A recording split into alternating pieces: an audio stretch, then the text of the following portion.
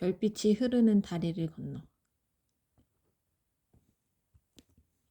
인류대를 졸업한 사람들의 소속감은 일반인들의 상상을 훨씬 상회한다. 아마 마음 같아선 이마 한복판에 인류대라는 문신이라도 파고 싶을 것이다. 문신의 글씨체는 신명조 내지는 경고딕, 글씨의 컬러는 블랙이다. 왜 그런지에 대해선 뭐라 논리적인 답변을 못하겠다. 아무튼 그런 느낌. 간혹 그런 노골적인 표현보다는 보다 완화된 대문자 아이데와 같은 단어를 선택하는 부류도 있을 것이다. 정도의 차이는 있겠지만 마인드는 같다. 물론 대문자 아이데라고 한다면 일로 시작하는 타 학교들과 혼동의 소지가 있겠지만 그런 걱정은 접어두시길. 왜냐하면 자신의 학교를 제외한 타 대학교는 모두 소문자 아이데라고 새겨야 하기 때문이다. 농담 같겠지만 농담이 아니다. 실제로 그들을 붙잡고 물어본다면 100이면 100 모두 농담이라고 대답할 것이다. 나는 지금 물고문을 가하고 인두로 지져야 겨우 실토할까 말까 한 인류대 출신의 내심을 실토하는 것이다. 좋게 말하자면 프라이드가 강하다는 얘긴데 나쁘게 말하자면 겸손할 수 없다는 말이다. 이들은 결코 진심으로 한 수 배우겠습니다. 라든지 제가 많이 부족합니다. 와 같은 말을 하지 않는다. 물론 겉으로는 습관처럼 내뱉으며 살겠지만 물고문을 가하고 인두로 지진다면 사실은 그게 아니었음을 분명 자백받을 수 있을 것이다. 물론 이해하기 힘들지만 명백한 사실이다. 이들은 인생에서 결코 겸손해야 할 필요가 없거나 그럴 기회가 없었던 사람들이다. 사회적으로 보면 큰 병폐고 한 인간으로서는 치명적인 결점이다. 내가 소속된 학교는 대충 그런 유형의 인간들이 모인 곳이었다. 입학식이 끝나자 여느 학교와 마찬가지로 각종 신입생을 위한 환영회와 행사들로 학교는 북새통을 이루었다. 매일 수십 명의 사람들을 만나고 그들과 어울려 술을 마셨다. 생활 자체가 어딜 가도 환영회이고 어딜 가도 술이었던 것이다. 만약 내가 건강한 신체에 건장한 한 정신의 소유자였다면 보다 적극적인 만남을 가졌을 테지만 아쉽게도 나는 그러지 못했다. 상견례를 가지면 가질수록 나는 점점 외로웠고 그 정체불명의 이질감은 끝끝내 견디기가 힘들었다. 처음엔 대학이라는 세계가 낯설어서 그러려니 했는데 3월이 끝나갈 무렵에야 겨우 그 이유를 알게 되었다.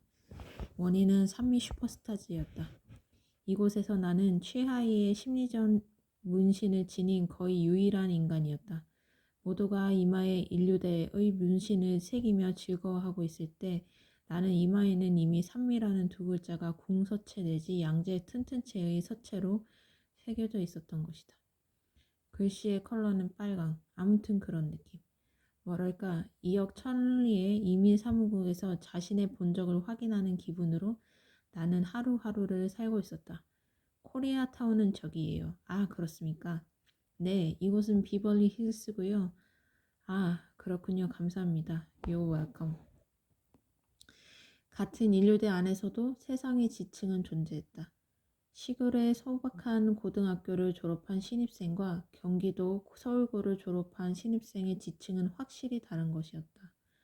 세분화한다면 무려 3,976가지의 항목으로 그 유형을 나눌 수 있겠지만 건강을 고려해 생략하기로 하겠다. 아무튼 그런 이유로 나는 꽃이 피고 새가 울던 그해의 봄날 다시 한번 산미 슈퍼스타즈를 떠올리게 되었다. 반짝반짝 작은 별 아름답게 비치네. 동쪽 하늘에서도 서쪽 하늘에서도 상견례의 술자리가 끝난 밤이면 늘 반짝이는 작은 별들로 볼 수 있었던 그 무렵 나는 매일 인천의 집과 서울의 캠퍼스를 전철로 오고 갔다. 돌이켜보면 그것은 지구와 크립톤 행성을 오가는 길고 긴 여행이었다. 분명 집이라는 이름의 지구에서 나는 슈퍼맨이었지만 인류대라는 이름의 행성에서는 지구인이었다. 다행히 학교의 정문 앞에 엄청난 수의 공중전화 부스가 질비해 있어 변신에 큰 어려움은 없었다. 결국 나는 서울의 명문보다는 시골의 소박한 고등학교를 졸업한 동기들과 자연스럽게 어울리게 되었다. 이들은 촌티, 사투리라는 또 다른 이름의 산미 슈퍼스타즈를 나름대로 간직하고 있었기 때문이다. 특이한 것은 이들 역시 산미의 어린이 회원들과 똑같은 반응을 보였다는 점인데 바로 그 점에서 나는 이루 말할 수 없는 동질감을 느꼈다. 즉 마치 연패의 금자탑을 쌓아갈 무렵 나는 크게 두 부류의 성향으로 나뉘는 아이들의 반응을 엿볼 수 있었는데 그것은 다음과 같다. 예컨대 20대 1의 스코어로 팀 최다 실점패를 패 기록을 수립하던 82년 삼성과의 경기 때였다. 1번 히든카드형 주로 내성적인 성격의 소유자들로 이루어진 이 부류의 특징은 일단 자신을 감춘다는 것이다. 5대 0 정도의 점수차에서는 그래도 일말의 희망을 가지고 응원을 계속하지만 스코어가 10대 0 정도로 벌어지면 수치심에 얼굴이 붉어지며 모자와 잠바를 벗는다. 그리고 말없이 한 줄기 눈물을 흘리며 모자와 잠바를 똘똘 말아 옆구리에 낀다. 집으로 돌아오는 길에서도 결코 모자를 쓰거나 잠바를 펼치지 않는다. 상처 입은 얼굴의 표정을 제외한다면 그 누구도 산미의 어린이 회원임을 알아보지 못한다. 2번 액면 카드형 주로 적극적인 성격의 소유자들이다. 이들은 어지간한 니들을 당할 때까지도 정말이지 목이 쉬도록 소리를 질러대며 산미를 응원한다. 그러나 10대 0, 15대 0 정도의 허무맹랑한 스코어가 되면 완전히 자학적인 자세로 탈바꿈해버린다. 산미 모자와 잠바를 입은 채 그물에 매달려 삼성 파이팅, 이만수 쳐라 등의 구호를 외치며 오히려 상대팀을 응원하기 시작한다. 실제로 삼성이 안타나 홈런을 치면 그물을 흔들고 벽에 머리를 찌으며 만세를 외쳐댄다. 어이없는 행동이지만 사실은 이들의 마음은 히든 카드형에 비해 더 큰 상처를 받고 있다. 내가 이 경우였다. 이들은 돌아가는 길에서도 결코 모자나 잠바를 벗지 않는다. 차라리 조롱거리가 되어 그 상처를 어루만지는 스타일인 것이다. 시골 출신의 입학생들도 마찬가지였다.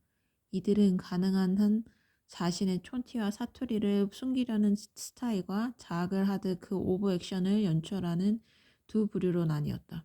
물론 더 큰 상처를 받는 쪽은 후자였지만 클립턴 행성의 인간들이 그런 사실을 알미 만무했다.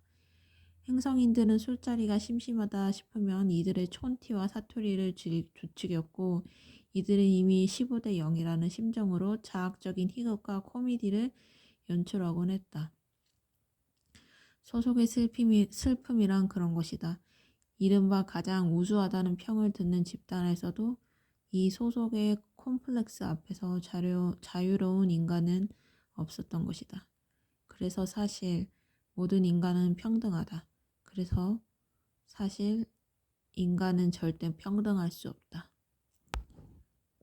시골 출신의 친구들 중에는 간혹 특이하다 싶을 정도로 집이 가난한 부류가 있었다. 마치 현무암이나 석회암층에서 올라온 듯한 이들은 살아있는 화석처럼 세상의 영장류들과 동떨어진 삶을 살고 있었다. 이들의 산미는 나의 그것과도 비교할 수 없을 만큼 어둡고 암울했으며 훗날 자신의 성향에 따라 입신양명의 길을 걷는 부류와 학생운동의 불꽃으로 산화하는 두 가지 부류로 나뉘었다. 나로서는 양쪽 다 이해가 가는 삶이었다. 조성과는 종종 식당이나 화장실 같은 곳에서 마주쳤다. 놈을 볼 때마다 나는 어이 철학 이라는 농을 건넜고 또 놈은 와이 경영 따위의 농으로 응수했기 때문에 우리는 주위에서 철학과 경영 내지는 경영 철학으로 불리게 되었다. 아닌 게 아니라 놈은 점점 철학적인 분위기를 더해가고 있었지만 그에 비해 나의 경영은 방만하기 짝이 없었다.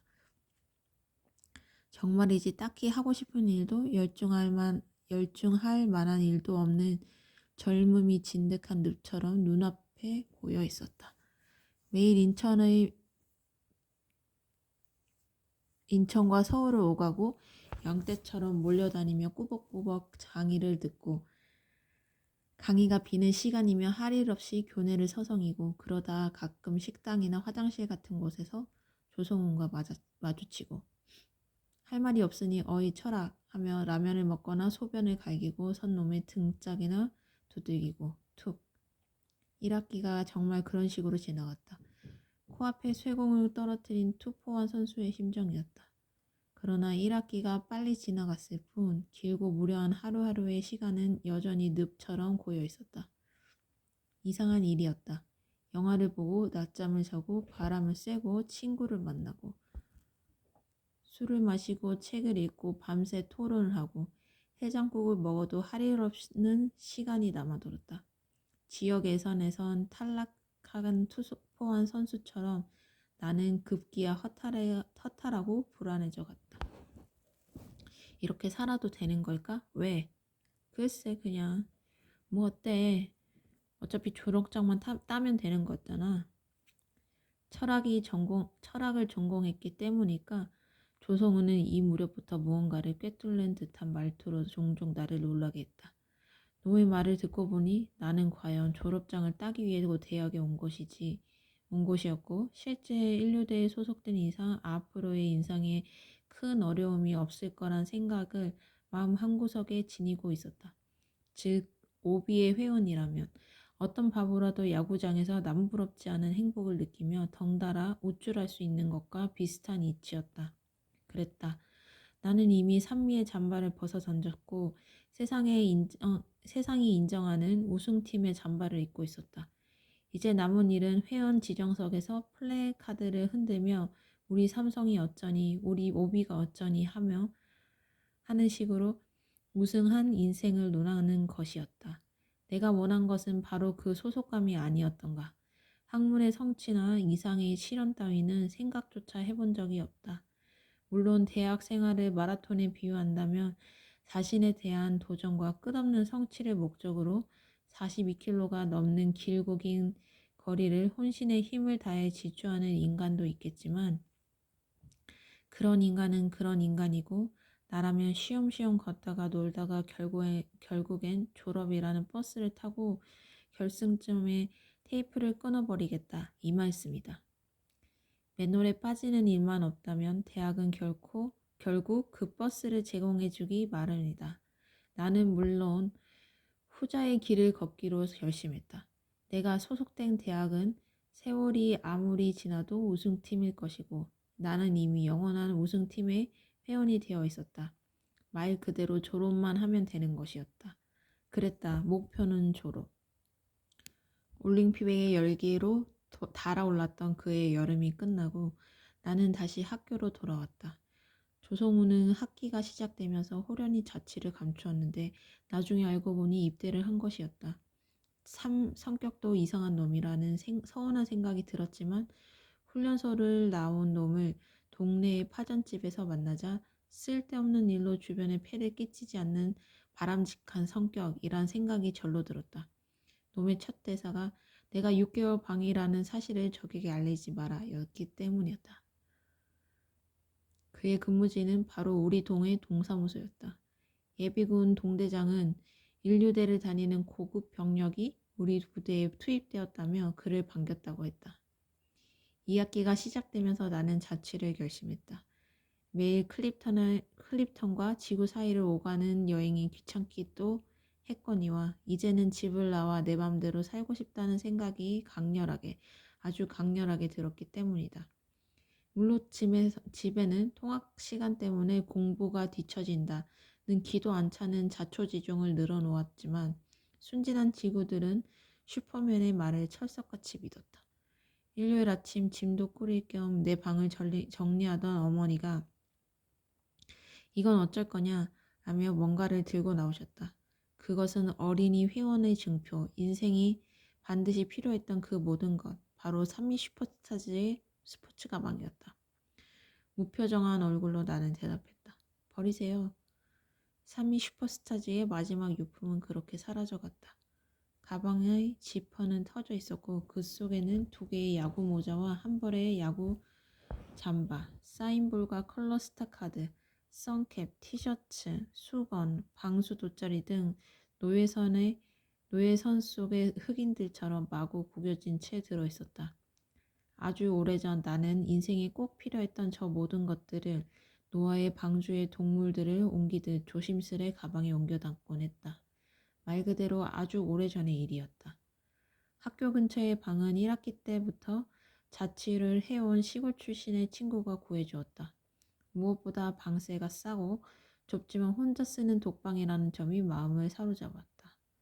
집 자체가 자취방을 목적으로 구조를 변경한 곳이었고 2개의 방을 칸막이로 쳐서 나눈 6개의 방과 1개의 공동 세면장, 세면장에 딸린 2칸의 화장실이 있는 평범하고도 알뜰살뜰한 공간이었다. 특이한 점은 집주인의 면접을 거쳐야 한다는 것이었다. 주인은 쉰을 넘긴 듯한 깡마른 인상의 아저씨였고 한쪽 다리가 부러진 굵고 검은 태의 안경을 쓰고 있었다.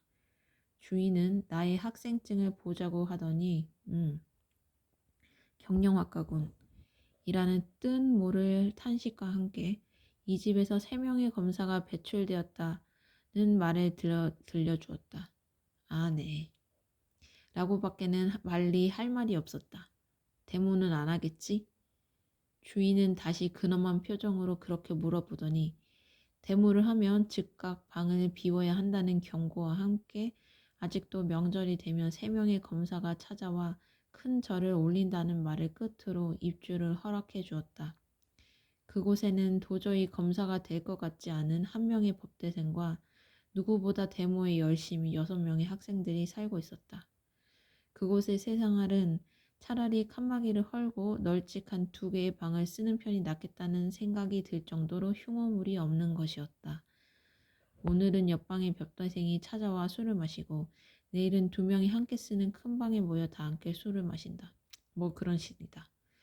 물론 술을 마신다기보다는 정치적인 토론에 술을 곁들인다는 표현이 정확할 것이다. 당시엔 피를 토하며 혁명을 논하는 것이 대학생들 사이에서 크게 유행했는데 물론 그것도 예외는 아니었다. 그러니까 밤새 토론을 하고 노선을 수정하고 새벽이면 아침 이슬을 부르는 즉 나로서는 좋지도 싫지도 않은 생활이었다. 어쨌거나 할 일이 없었기 때문이다. 간혹 그들의 열정을 보며 작년 여름에 가졌던 혁명가의 꿈이 되살아날 때도 있었지만 그 생각은 그리 오래 가지 않았다. 근본적으로 혁명을 꿈꾸는 사람은 필요 이상으로 순수하게 우리를 믿거나 필요 이상으로 자신의 소송을 바꾸려는 야망, 둘 중에 하나를 지녀야 한다는 당시에 나는 생각했기 때문이다. 나는 그 정도로 순수하지도 않았고 그 정도로 포부가 크지도 않았다. 서울과 과천 사이에 남태령제라는 고개가 있다. 지금은 화려한 서울의 일부지만 당시에는 천막과 무언가 주택들이 밀집해 있는 대표적인 철거민 주거 지역이었다. 마침 그곳에서 강제 철거에 나선 정부와 거기에 맞선 주민들의 항쟁이 한창이었는데 우연한 계기로 나는 그 현장에 가게 되었다. 자고 일어나니 유명해져 있더라는 어느 작가의 말처럼 말 그대로 자고 일어나니 투쟁이 현장에 서 있었던 것이다. 사실이 그랬다. 아침에 세수를 하는데 세면장에서 만난 2칸 옆방의 정외과 선배가 투쟁 현장에 함께 가자는 것이었다. 요컨대 나의 세계관에 변화를 줄 계기가 될 뿐더러 분명 좋은 경험이 될 거라며 이를 닦으면서 역설을 했다. 입에 허연 거품을 물고서 사람을 물고 늘어지는 데는 달리 빠져나갈 구멍이 없었다. 그곳은 세상의 끝이었다. 중년의 아줌마들과 환갑을 넘긴 할머니들이 정경과 백골단, 폭력배들과 포크레인에 맞서는 말도 안 되는 전쟁이 연일 되풀이되고 있었다. 대부분의 남자들이 끌려다니거나 다치거나 일을 나가야 했기 때문에 앞장을 선 것은 여자들이었다. 체류탄이 터지고 여기저기서 고함과 욕설과 쇠파이프와 진압봉이 장렬했다. 누가 죽거나 불구가 되어도 하나 이상할 것이 없는 말 그대로의 전장이었다. 이미 상당수의 집들이 지붕이 날아가거나 벽이 허물어졌지만 그 폐허에 내린 뿌리를 뽑지 않으려 여자들은 칡농굴처럼 스크럼을 짜고 드러누웠다.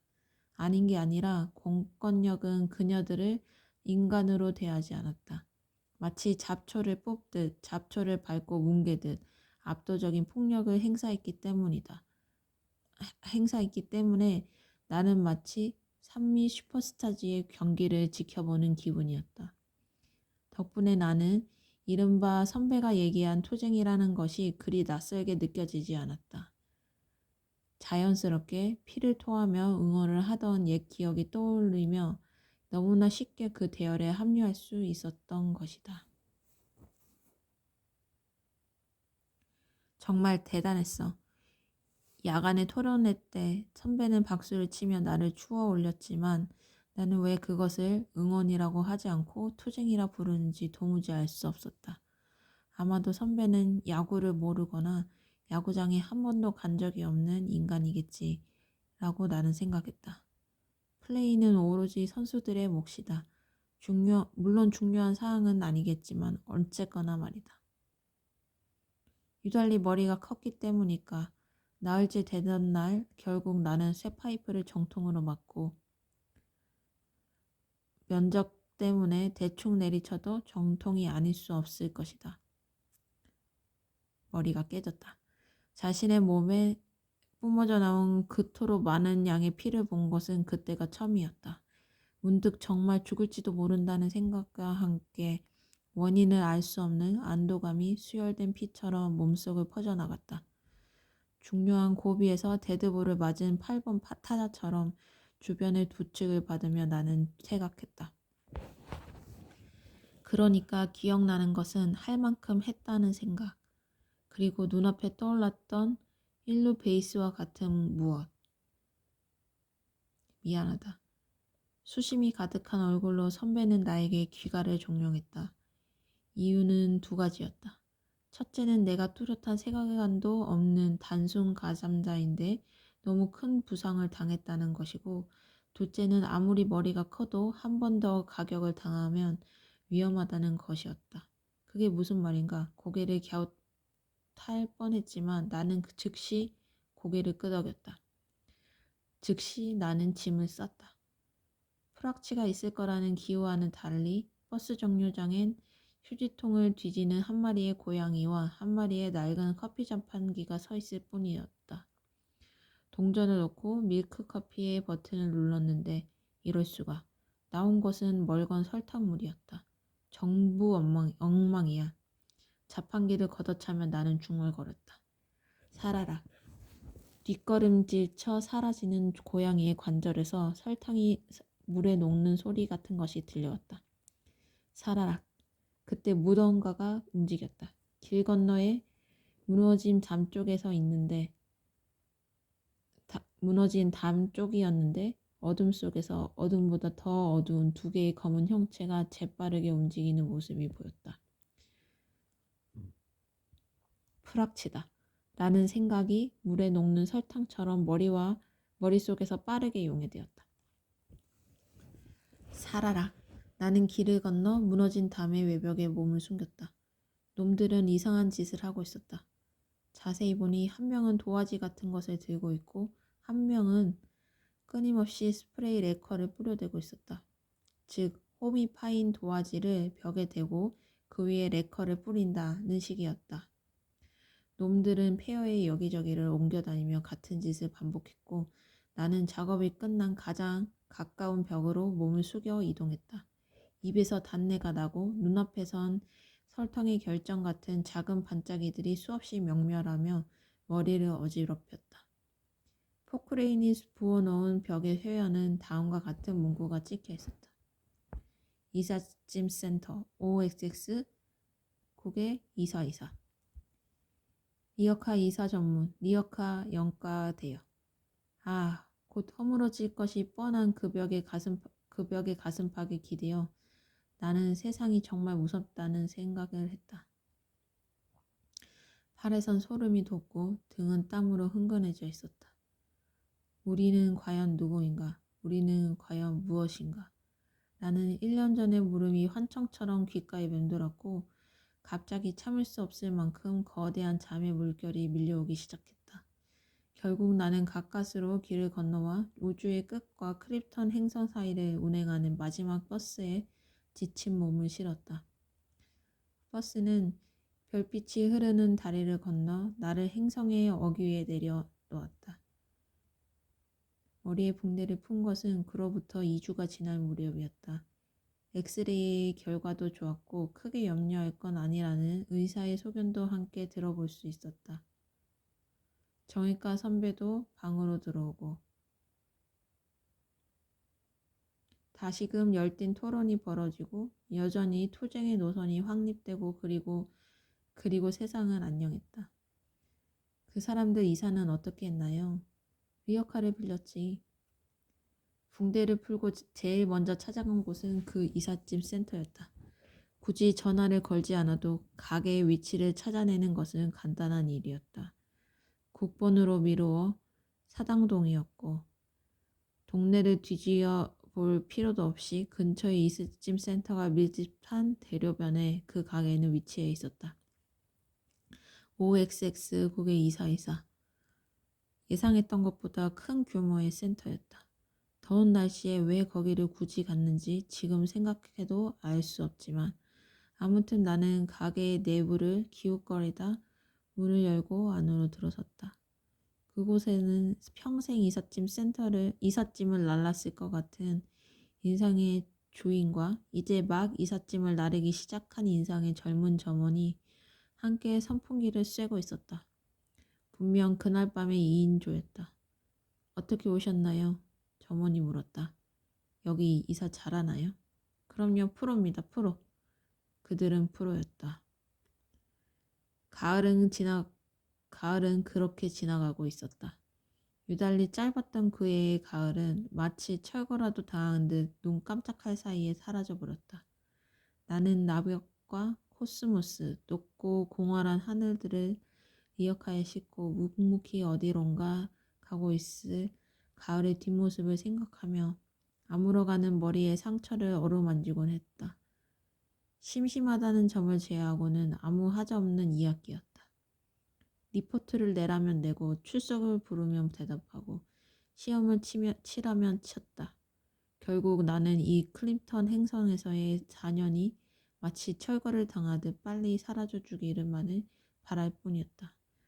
무엇보다 지구의 수십 배가 넘는 이 행성의 중력을 견디기도 힘들었거니와 할 일 없이 살고 있는 지금의 삶이 너무나 따분했기 때문이었다. 중력의 차이에서 오는 후유증이 때문일까. 무렵에 나는 조금씩 썩어가고 있었다. 인생은 살아있을 때부터 썩어간다. 인간은 살아있을 때부터 썩어간다. 그 증거로 당시 나는 확실히 썩고 있는 2개의 사랑니를 가지고 있었다. 사랑니를 뽑고 나서 나는 특별한 이유 없이 방을 옮기기로 마음먹었다.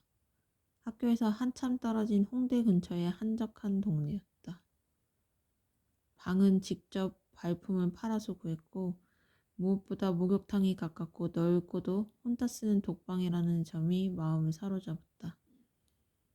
집 전체가 하숙을 목적으로 구조를 변경한 곳이었고 5개의 방을 벽으로 막아 나눈 8개의 방과 2개의 공동 세면장과 각 세면장에 딸린 4칸의 화장실이 있는 넉넉하고 푸짐한 공간이었다. 집주인은 40을 간 넘긴 호탕한 성격의 아저씨였고 기본적으로 아무나 와서 살면 어때? 라는 태도를 견지하고 있었다. 내가 쓸 방을 보여주며 주인은 바로 이 방에서 개그맨 김학래가 배출되었다는 말을 들려주었다. 하하 라고밖에는 달리 할 말이 없었다. 명절이 되면 찾아오나요? 라고 묻자 고개를 가로주었다. 기억이나 하겠어? 연예인이 얼마나 바쁜데. 나는 그 대답이 무엇보다 마음에 들었다. 그곳에는 도저히 개그맨이 될 것 같지 않은 한 명의 연기 지망생과 누구보다 연애에 열심인 5명의 남학생과 클립턴 행성의 여자 우주인과는 비교도 할 수 없는 외모의 2명의 여학생이 살고 있었다. 짐을 옮기기 전 별빛이 흐르는 다리를 건너 나는 남태령제의 현장을 다시 한번 찾았다. 이유는 알 수 없고 물론 혼자였다.